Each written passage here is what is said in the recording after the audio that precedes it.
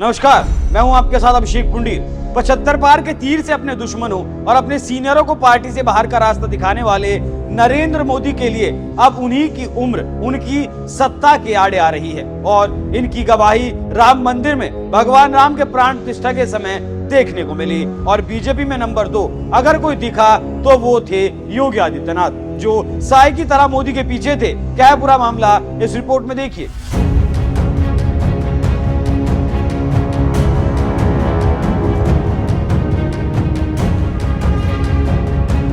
22 जनवरी 2024 का दिन भारत के इतिहास में अमर हो गया और इससे जुड़े लोग भुला दिए गए, क्योंकि सत्ता पर काबिज शख्स नहीं चाहता था कि जिसने राम मंदिर की लड़ाई लड़ी वो दिखे। तभी तो आडवाणी ठंड की वजह से नहीं आए, लेकिन पैरों से नहीं चल पाने वाले देवगौड़ा अयोध्या में मौजूद थे। अब वही परछाई नरेंद्र मोदी के लिए दुश्मन बन गई, क्योंकि उम्र को हथियार बनाकर अपने सीनियरों को साइडलाइन करने वाले मोदी के पीछे अब उनके सामने भी उम्र आ गई है। और अब लग रहा है कि उनके बाद उनकी जगह लेने के लिए योगी पूरी तरह से तैयार हैं। और इसकी झलक भागवत ने अयोध्या में सबको दे भी दी। जी हाँ, जब अयोध्या में भगवान राम की प्राण प्रतिष्ठा हो रही थी तब कैमरा बार बार मोदी से छिटक कर योगी पर टिक जा रहा था और दुनिया दो लोगों को एक साथ देख रही थी और इनके चीफ मोहन भागवत बगल में थे। तो उनकी तरफ से भी बीजेपी के लोगों को इशारा किया जा रहा था कि मोदी के बाद योगी ही बीजेपी के मुखिया होंगे।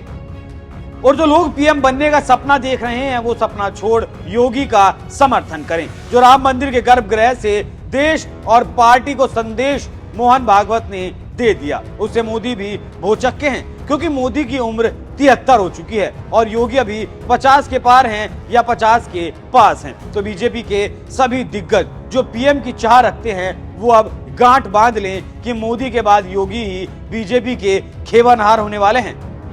और इसी को लेकर लोग तरह तरह की अब बातें करने लगे हैं।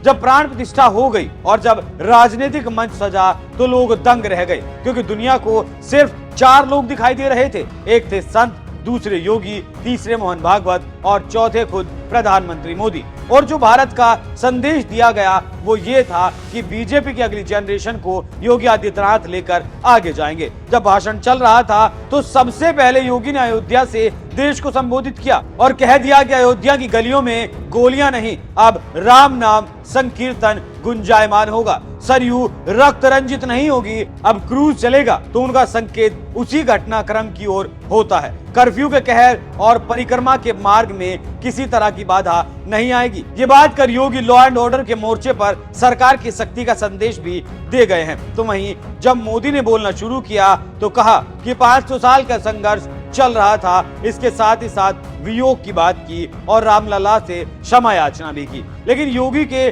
तेज और मोदी के ढलती उम्र बता रही थी कि अब दौर खत्म हो रहा है और आगे किसी योगी का दौर आने वाला है। वहीं मोहन भागवत ने अपने संबोधन की शुरुआत में ये कहा कि जहां जोश की बात होती है हमें हमेशा होश की बात करने के लिए कह दिया जाता है। हम उसको भी संदेश देते हैं। इससे आप समझ सकते हैं कि कौन क्या कह रहा है और किसका इशारा किसकी तरफ है।